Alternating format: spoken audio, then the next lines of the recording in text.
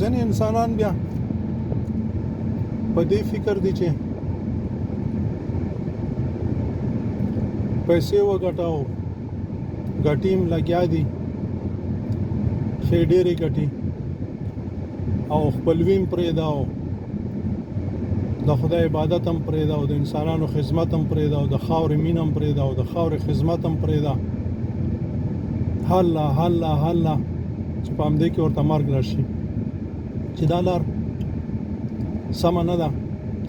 خو ځینې بیا په دې فکر دي چې بس خدای پاک موږ را لېږلي یو دې نړۍ ته چې 5 وخته مونځ وکړو ذکر وکړو تلاوت وکړو بس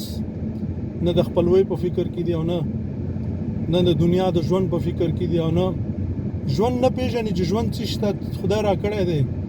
د ژوند معنا هم دا ده چې مازې 5 وخته مونځ وکړه قرآن تلاوت وکړه ذکر وکړه ګوره په دې باندې ځان پوهې کې ځینې ملګري غلط پوهېږي ځکه چې دا د پوهېدو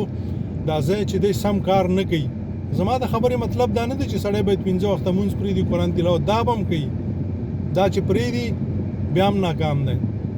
ښه خپلوي پرېږده او بس شپې او ورځې لګیا اوسه په همدې کې بچي خفا مور و پلار خفا خویندې ورونو خفا خپل خپلوان خفا چې پوښتنه وکړي اوف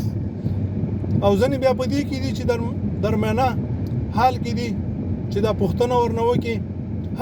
اوف وخت نه لرم او بچي ساتم او ژوند ډېر سخت دی او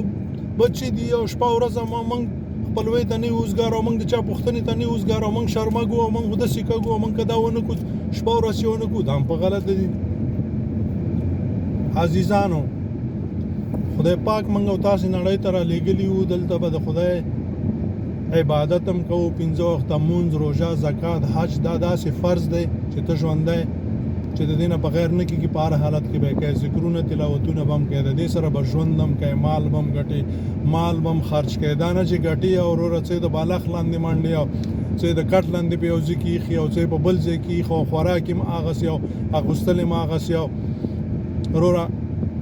ځینې بیا ګټي دا وایي چې د تره زامنو سره او د پلانکي سره او بستانکي سره سیالي کوم او نه عزیزانو پیسې به هم ګټو عبادت به هم کوو خپلوي به هم کوو ناسته پاسته به هم کوو سفر به هم کوو ښه ژوند به هم کوو ښه خوراک به هم کوو ښه اغوستل به هم کوو ښه مرستې به هم کوو ښې چکرې به هم وو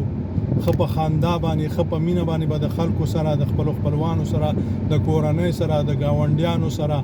او د ټولو انسانانو سره ژوند تیرو او د دې سره په خوا کې مو بهیر نشي چې انسانیت به په سمې لارې راولو چې د خدای عبادت او په نړۍ کې ښه ژوند په نړۍ کې آبادي لیکن آخرت مو بهیر نشي بس دغه ژوند دی خبرې ډېرې دي په دومره لږ وخت کې سړی نشي کولی خو ډېر بیا وروسته کمنټونه کوي او بدې وایي او څوک چې بدې وایي صحیح د معنا به څه اشتباه شوي وي غلطي به شوي وي تاسو یې سمه کوئ الله مو ښاد و آباد لره ژوندي اوسئ السلام علیکم